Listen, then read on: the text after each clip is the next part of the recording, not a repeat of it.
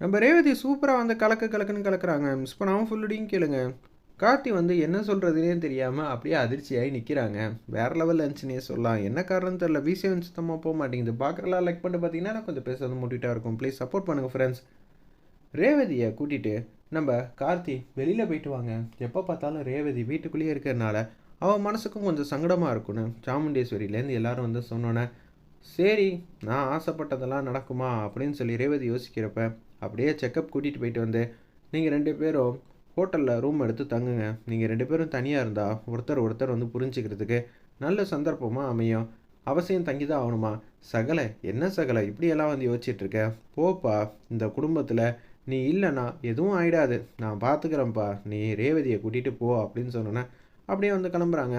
2 பேரும் காரில் வந்து ஜம்முன்னு உட்காந்து போயிட்டுருக்கிறப்ப, எனக்கு இப்போ கொஞ்சம் தேவலாம் தான். ஆனால் நீ தான் எதுக்குமே வந்து ஒத்துழைப்பே கொடுக்க மாட்டேங்கிற.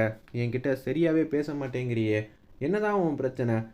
அங்கே நம்ம தனியாக இருக்கிறப்ப என்கிட்ட எதுவும் பேசாமல் சும்மா வந்து தூங்கிக்கிட்டே இருந்தான்னு வச்சுக்கேன். அதுக்கப்புறம் நான் என்ன செய்வேன்னு எனக்கே தெரியாது. சரி சரி, நான் தானே உன்னை பார்த்துக்கணும். பார்த்துக்கப்பா. திருப்பி வந்து மாயா வந்து பர்ஃபார்ம் பண்ணிட போகிறா. அதெல்லாம் எதுவும் நடக்காது, நான் பார்த்துக்கிறேங்கிற மாதிரி சொல்கிறப்ப ரேவதியை கூட்டிகிட்டு அப்படியே ஒருத்தவங்களை வந்து பார்க்கலான்னு சொல்லிட்டு கூட்டிகிட்டு போகிறாங்க. ரேவதியோட ஃபைல்லாம் எடுத்துக்கிட்டு அப்பனும் பார்த்து, ரேவதி எப்படி இருக்கான்னு பார்த்து சொல்லுங்கிற மாதிரி சொன்னேன். ரேவதி உங்களுக்கு அமைஞ்ச ஹஸ்பண்டு போல் யாருக்கும் அமைய வாய்ப்பே இல்லை. என்ன சொல்கிறீங்க? அப்படி இவர் என்ன செஞ்சிட்டாரு? என்னது என்ன செஞ்சிட்டாரா? எங்கள் எல்லாரையுமே வந்து ரொம்ப கஷ்டப்படுத்திட்டாரு. அதுவும் உங்களுக்காக. எப்படியாவது பாருங்கன்னு சொல்லிக்கிட்டே இருந்தாங்க. நொடிக்கு நொடி உங்களை பற்றி தான் பேச்சு. உங்களை காப்பாற்றணுங்கிற ஒரே மோட்டிவ் மட்டும்தான். மற்றபடி அவருக்கு பெருசாக எதுவுமே இல்லை. அவரோட மனசு வந்து அழுததை நாங்கள் பார்த்தோம். வெளியில் ஃபீல் பண்ணாமல் இருந்த அவர் உள்ளுக்குள்ளே எவ்வளோ அன்பு பாசம் வச்சுருக்காருன்னு எனக்கு நல்லாவே தெரியும். என்னங்க இதெல்லாமா உங்களுக்கு தெரியுது அப்படின்னு கார்த்தி வந்து செம்மையாக வந்து கலாய்க்கிறப்ப, சார் இங்கே மொத்தம் நூற்றுக்கணக்கான பேர் வருவாங்க. அதில் யாராவது என்ன பண்ணுறா ஏது பண்ணுறாங்கிற விஷயம்லாம் எங்களுக்கு அத்துப்படி. அப்படி இருக்கிற சூழ்நிலையில் நீங்கள் எவ்வளோ அன்பா பாசமாக உங்கள் பொண்டாட்டியை பார்த்துக்கிறீங்கிறது விஷயம் எல்லாமே தெரியும். எல்லாரும் முன்னாடியே உங்கள் மேலே இவ்வளோ அன்பு பாசம் காட்டுறாரே, தனியாக இருக்கிறப்ப உங்களை உள்ளங்கையில் வச்சு தாங்கினாரெல்லாம் நீங்கள் திகச்சு போயிடுவீங்கள்ல. ஆமாம், இவர் அப்படியே வந்து தாங்கிடுவார். அப்படியே வந்து இவர் செய்கிறதெல்லாம் பார்த்தா உங்களுக்கே அதிசயமாக இருக்கும். போரியை பொத்திட்டு தூங்கிடுவான்ல அப்படின்னு சொல்லி அந்த இடத்துல செமையாக வந்து கலாய்க்கிறாங்க. நம்ம ரேவதி மனசுலேயே வந்து, என்னது இப்படியெல்லாம் வந்து மனசில் நினச்சிக்கிட்டு இருக்கா? போதும் மனசுக்குள்ளேயே வந்து திட்டுறது தெரிஞ்சிருச்சா? நீ யார் என்ன ஏதுன்னு இவருக்கு தெரியல பாரு அப்படின்னு சொல்லி காமெடியாக வச்சுட்டு இருக்கிறப்ப, உங்கள் மனைவி ரொம்பவே நல்லா இருக்காங்க. இது எல்லாத்துக்கும் காரணம் நம்ம ராஜா தான். அவர் உங்களை பார்த்துக்கிற விதத்தில் தான் இருக்குங்கிற மாதிரி சொன்னோன்னே, சரின்னு சொல்லிட்டு அப்படியே வராங்க. டேரெக்டாக வீட்டுக்கு தானே. என்னப்பா ஒரு வாரம் நம்ம 2 பேரையும் ரூமில் வந்து தங்க சொல்லியிருக்காங்க. அப்படி இருக்கிற சூழ்நிலையில் நீ எதுக்கு இப்படியெல்லாம் வந்து யோசிச்சுட்ருக்க? நம்ம ரூமுக்கு தான் போகிறோம் சரியா அப்படின்னு சொன்னோன்னே, கேஷுவலாக வரப்போ ரேவதியோட ஃப்ரெண்டு வந்து வராங்க. என்னாச்சு கையில் ஃபைல்லாம் எடுத்துகிட்டு வந்திருக்க அப்படின்னு சொல்லி அவங்க ஃப்ரெண்டு வந்து கேட்டோன்னே, அப்படியா எனக்கு சொல்லவே வந்து வெக்கமாக வருதுன்னு சொன்னோன்னே கார்த்தியால் புரிஞ்சிக்கவே முடியல. என்னடா அது வெக்கமாக வருதுங்கிறா? எதுக்காக இவ இப்படியெல்லாம் வந்து சொல்லிக்கிட்டு இருக்கா? ஒன்றும் புரியலையே அப்படின்னு சொல்லி யோசிக்கும்போது கரெக்டாக அந்த இடத்துல நம்ம ரேவதி, சொல்லுமா எதுவாக இருந்தாலும் நான் உன்னோட ஃப்ரெண்டு தானே. நான் இப்போ கன்சீவாக இருக்கேன் அப்படின்னு சொல்லி அந்த இடத்துல சொன்னோன்னே தூக்கி வாரி போட்டுருது நம்ம கார்த்திக்கு.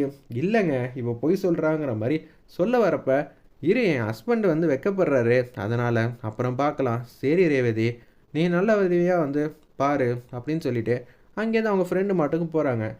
ஏண்டி இப்படி பச்சையாக வந்து பொய் சொல்லிக்கிட்டு இருக்க? அப்படியெல்லாம் ஒன்றும் நான் பொய்யெல்லாம் சொல்லலையே. நீ மனசு வச்சனா சொன்ன விஷயத்த உண்மையாக்கலாம் அப்படின்னு ரேவதி வந்து கியூட்டாக அழகாக வந்து பேசுகிறாங்க. இதை கேட்ட உடனே, சரி சரி அப்படியெல்லாம் வேற உனக்கு யோசனை இருக்கா அப்படின்னு சொல்லும்போது, ஏகப்பட்ட வேலையெல்லாம் இருக்குது, வா இங்கேருந்து போகலான்னு சொல்லிட்டு ரேவதி கூட்டிகிட்டு போகிறாங்க நம்ம கார்த்தியை. எங்கேயாவது வெளியில் வந்து போகலாம் அப்படின்னு சொல்லி யோசிக்கும்போது, என்னது வெளியில் போகணுமா? சும்மானு இரு, நம்ம டேரெக்டாக வந்து ரூமுக்கு போகிறோம். என்ன சொல்கிற? அங்கே உட்காந்து பேசிக்கலாம் அப்படின்னு சொல்லி அந்த இடத்துல பேசிக்கிட்டு இருக்காங்க நம்ம கார்த்தி. உடனே கடுப்பாயிட்டாங்க. ஆமாம் ரூமில் உட்காந்து நீ அப்படியே என் கையை பிடிச்சி ரொமான்டிக்காக அன்பாக பாசமாக வந்து பேசுவேன். இது எல்லாத்தையும் நானும் ரொம்ப நாளாக பார்த்துக்கிட்டு தானே இருக்கேன். அதெல்லாம் நீ சரிப்பட்டு வர மாட்டேன். எனக்கு இப்பயே வந்து தெரிஞ்சாகணும். அதுவும் இப்பயே வந்து கேட்குறேன். நம்ம ஹோட்டலுக்கு போய் சாப்பிட்லாம். நம்ம இருக்கிறதே ஹோட்டலில் தானே, அங்கேயே சாப்பிட்லாமே. ரூமுக்கு வர வச்சு சாப்பாடு வந்து சாப்பிட சொல்லுவேன். அதெல்லாம் செட்டே ஆகாது. ரெஸ்டாரண்ட்டில் இப்போ நம்ம சாப்பிட்றோம். என்ன சொல்கிற அப்படின்னு சொன்னேன். நான் எல்லாரையும் வந்து சமாளிச்சுக்கிட்டு இருக்கேன். ஆனால் என்ன நீ செம்மையாக வந்து சமாளிக்கிற போல இருக்கே. ஆமாப்பா, இப்படியெல்லாம் வந்து அதிரடியாக வந்து கேட்டால் தானே நீ கொஞ்சமாவது மனசு மாறுவ அப்படின்னு சொல்லும்போது கேஷுவலாக சாப்பாடு இருக்கிற இடத்துக்கு கூட்டிகிட்டு போகிறாரு நம்ம கார்த்தியும் ரேவதியும். அன்பா பாசமாக வந்து பேசுகிறாங்க.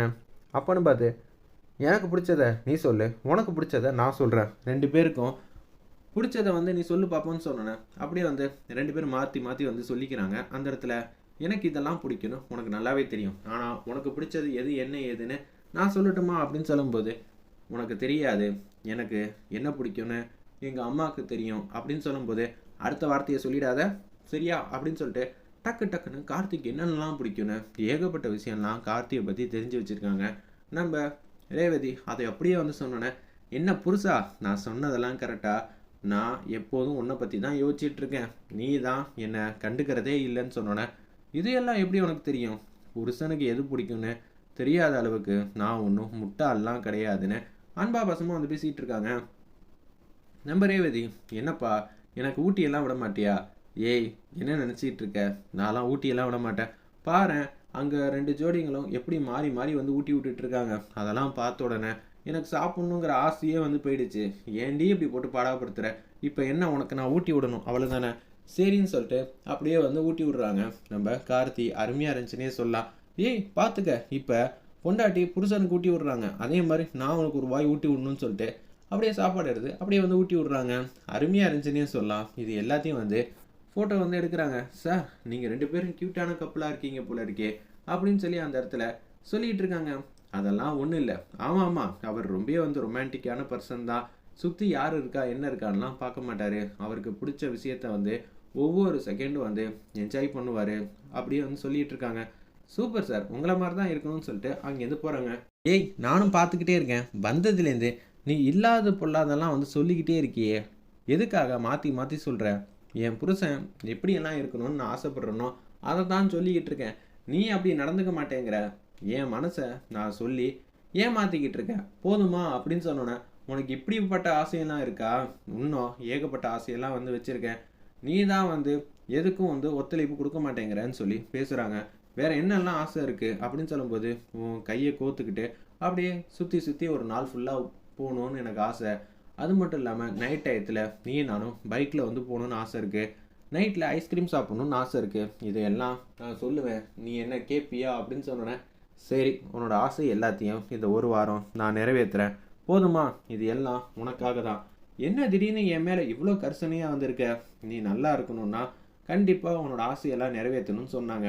அதான பார்த்தேன், நீயாவது ஏதாவது யோசிக்கிறியான்னு பார்த்தேங்கிற மாதிரி காமெடியாக வந்து பேசிகிட்டு இருக்காங்க. ரேவதியை சந்தோஷமாக வச்சுக்கணும்னு கார்த்தி வந்து முடிவு பண்ணுறாங்க. அப்படி இருந்தால் தான் ரேவதி பழையபடி சீக்கிரம் வருவாங்கன்னு கார்த்தி நம்புகிறாங்க.